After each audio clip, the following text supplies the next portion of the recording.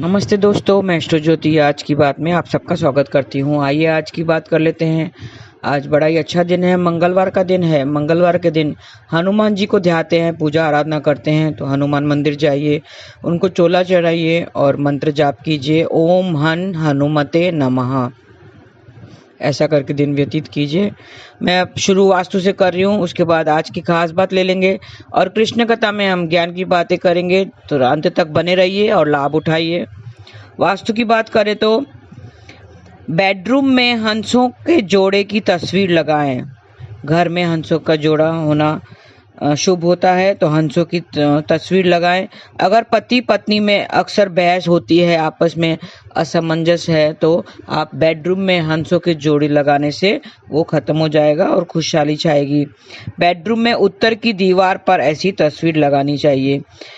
हंसों का जोड़ा नहीं लगा सके तो सारस के जोड़े की भी तस्वीर लगा सकते हैं। इससे आपके घर में सकारात्मक ऊर्जा आएगी और सारी नेगेटिविटी दूर हो जाएगी और आपस में प्यार बढ़ेगा। ये थी वास्तु की बातें। अब तिथि और योग की बात कर लेते हैं। पंचमी तिथि आज शाम 5:30 तक रहेगी। आज शाम 4:45 तक व्याघात योग रहेगा। व्याघात योग में शुभ कार्य के लिए अच्छा नहीं माना जाता है। उसमें अगर दूसरे की भलाई भी करने जाओ तो बुराई मिलती है, तो इसके लिए आज किसी की भलाई करने की कोशिश ना करें। आज रात 11:40 तक अश्लेषा नक्षत्र रहेगा। अश्लेषा 9वां नक्षत्र है और इसकी राशि कर्क है। इसका स्वामी बुध है और इसका संबंध नाग केसर के पेड़ से बताया गया है। तो आज नाग केसर की पूजा करनी है, पेड़ की पूजा करनी है और उसे किसी प्रकार का नुकसान नहीं पहुंचाना है। ऐसा करने से आपको शुभ फलों की प्राप्ति होगी। आज के दिन नाग केसर का एक फूल लेकर आए। अगर बाहर फूल ना मिले तो पंसारी की दुकान से ही नाग केसर का फूल ला सकते हैं और उस फूल पर एक बूंद शहद लगाएं। आज के दिन नाग केसर का एक फूल लेकर आना है और उस पर एक बूंद शहद डालें और उसे प्रणाम करना है। नाग केसर के पेड़ को प्रणाम करना है और विधि पूर्वक पूजा करनी है और अपने बेडरूम में रख देना है। तो इसमें आपके दाम्पत्य जीवन में खुशहाली छाएगी और सुख समृद्धि के लिए उसकी विधि पूर्वक पूजा करें। और सूखी लकड़ी का टुकड़ा या नाग केसर का फूल लाएं। लकड़ी या फूल को बहते जल में बहा दें तो जीवन में सुख समृद्धि छा जाएगी। एक नाग केसर का फूल अपने मंदिर में भी स्थापित करें तो आर्थिक स्थिति मजबूत हो जाएगी। उसकी विधि पूर्वक रौली चावल आदि से पूजा करनी है। उस फूल को मंदिर में ही रखा रहने दें। अगली सुबह फूल को कैश बॉक्स में रख दें तो आपकी आर्थिक स्थिति मजबूत होगी। साफ मिट्टी से 27 छोटी छोटी गोलियां बनाएं। 27 दिनों तक संतान के हाथों से मंदिर में रखवाएं। एक एक करके 27 दिनों तक संतान के हाथों से मंदिर में रखवाएं। इससे आपकी क्षमता, बौद्धिक क्षमता में विकास होगा। और रिश्तों में मिठास लाने के लिए आज हनुमान जी को शहद का भोग लगाएं और ओम हन हनुमते नमः का 11 बार जाप करें तो रिश्तों में मिठास आएगी। आप अपने बच्चे के साथ हनुमान मंदिर जाएं और हनुमान जी के आगे हाथ जोड़कर प्रणाम करें और भगवान के बाएं पैर से सिंदूर लें और बच्चे के माथे पर लगाएं और घर वापस आ जाएं। तो ऐसे बच्चे के जो बौद्धिक क्षमता है, विवेक है, वो जागृत हो जाएगा। हनुमान जी की तस्वीर के आगे आसन बिठाकर बैठें। एक लाल रंग का कपड़ा बिछाएं, मसूर की दाल रखें, हनुमान चालीसा का पाठ जरूर करें। हनुमान चालीसा का पाठ करें और दाल को वो कपड़े समेत मंदिर में दे दें तो आपका भय दूर हो जाएगा। मन में किसी तरह का भय है तो वो दूर हो जाएगा। हनुमान चालीसा का पाठ जरूर करें और 7 बार हनुमान चालीसा का पाठ करने से लाभ होता है। फूलों सहित नाग केसर के पेड़ की फोटो घर में लाएं, अपने घर के पूर्व दिशा में लगाएं तो जीवन में गति आएगी। आज के दिन एक नाग केसर का फूल लें और फूल लाल कपड़े में लपेटकर अपने पास रख दें तो आमदनी में बचत होगी, बढ़ोतरी होगी। आमदनी में बढ़ोतरी होगी और बचत भी होगी।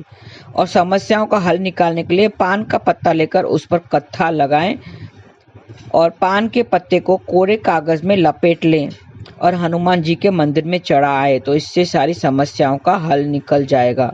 आज हनुमान जी को सिंदूर अर्पित करें। चमेली के तेल का दीपक भी जलाना है।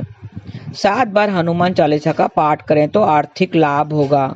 हनुमान जी के आगे हाथ जोड़कर प्रणाम करें। आज हनुमान जी को बूंदी का भोग भी लगा सकते हैं तो रिश्तों में प्यार बढ़ेगा। तो ये थी आज की खास बात। हनुमान जी के मंदिर जाके आप उसको सिंदूर चढ़ाना है और बाएं पैर से उसका सिंदूर लेकर मस्तक पर लगाने से आपकी बौद्धिक क्षमता बढ़ेगी। तो आज षष्ठी तिथि में नीम का सेवन का उपयोग ना करें। नीम का सेवन या उसका किसी प्रकार का उपयोग ना करें, इससे अशुभ परिणाम प्राप्त होते हैं। तो ये थी आज की बातें। अब कृष्ण कथा में हम आगे बढ़ते हैं, थोड़ी ज्ञान की बातें कर लेते हैं। बर्फ क्या होती है? बर्फ देखा है? बर्फ कितनी ठंडक देती है। कभी इतनी गर्मी में आप बर्फ को बाहर निकाले तो कितनी ठंडक महसूस होती है, लेकिन कुछ समय बाद वो पिघलती जाती है और बाद में पिघल ही जाती है, पानी बन जाती है। हमारे रिश्ते भी इसी तरह होते हैं। रिश्ते भी बर्फ की तरह होते हैं, हमें बहुत ठंडक देते हैं। कभी हम सब एक साथ मिलते हैं, रिलेटिव सारे रिश्तेदार सब एक साथ मिलते हैं, एक साथ देख लिया तो मन में कितनी ठंडक मिलती है, मन में खुशी की लहर आ जाती है। सबको एक साथ देख के वो बर्फ की तरह हमें ठंडक पहुंचाती है, बर्फ जैसे हमें ठंडक देती है। लेकिन ये भी सच्चाई है कि कुछ वक्त के बाद, कुछ समय के बाद वो बर्फ पिघलने लगती है और वो पिघल ही जाती है। उसी तरह समय के साथ ही ये रिश्ते भी पिघलते जाते हैं। हम अपने बच्चों को देखते हैं, परिवार को देखते हैं, लेकिन हमें कितनी ठंडक मिलती है, लेकिन कुछ वर्ष के बाद बर्फ के जैसे वो पिघल जाते हैं, हमसे दूर हो जाते हैं, हमारा साथ छोड़ते जाते हैं, वो स्थिर नहीं रहते हैं। जैसे बर्फ स्थिर नहीं रहती है, वैसे भी रिश्ते स्थिर नहीं रहते हैं, वो हमें छोड़ते चले जाते हैं। जब छोटे होते हैं बच्चे तो कितना गले लगते हैं, तो कितनी ठंडक महसूस होती है, माँ के दिल को हमें ठंडक देते हैं। जैसे जैसे वो बड़े होते जाते हैं वो अलग हो जाते हैं। आज किसी की दादी चली गई, ये न्यूज़ मिलता है, आज किसी की दादी चली गई, आज किसी का दादा चला गया, किसी की माँ चली गई। ये सबको एक जाना ही है। हम जो आए हैं, हम सबको एक दिन जाना ही है, सबको जाना पड़ता है। ऐसा कोई नहीं है जिसने अपने रिश्तों को जाते हुए नहीं देखा हो, वो पिघलते हुए नहीं देखा हो। सबको एक दिन जाना ही है। ये संसार है, इसे मृत्यु लोक कहते हैं। क्या कहते हैं? मृत्यु लोक कहते हैं। मृत्यु तो आनी ही है, जन्म भी लेते हैं तो मृत्यु तो आनी ही है। यहाँ सबको आना भी है और समय खत्म होते हुए चले जाना है। यहाँ कोई रुकता नहीं है। लेकिन ये सब जाते हैं, कहाँ जाते हैं ये हमको पता नहीं है। ना कोई चिट्ठी ना संदेश, जाने वो कौन सा है देश जहाँ तुम चले गए। सब गाना सुना है, कहाँ जाते हैं हमें पता नहीं है। वहाँ से फिर चिट्ठी संदेश कोई नहीं आता है। अगर हमारा कोई करीबी रिश्तेदार किसी दूसरे शहर में जाता हो, उसका पता होता है कि वो कहाँ गया है, किस जगह गया है। लेकिन ये जो जाते हैं ना, ये रिश्ते जब पिघल जाते हैं तो पता नहीं कहाँ जाते हैं, हमें मालूम ही नहीं पड़ता है। वहाँ से न चिट्ठी आती है, न संदेश आता है। हमें कितना मोह हो जाता है इन रिश्तों में। माँ का रिश्ता, बेटे का रिश्ता, सब रिश्तों में हम कैसे मोह फंसा कर रख देते हैं। जब रिश्ते बनते हैं ना, जैसे माँ का रिश्ता, बेटे का रिश्ता, बेटी का रिश्ता, तो कितना मोह हो जाता है। माँ का अपने बेटी में कितना मोह आता है, मोह फंस जाता है। चाहे वो कितनी भी बड़ी हो जाए, बेटी कितनी भी बड़ी हो जाए, 2-3 बच्चों की माँ ही क्यों ना हो जाए, तब भी मोह खत्म नहीं होता है और बढ़ते जाता है। बहुत अटैचमेंट हो जाता है।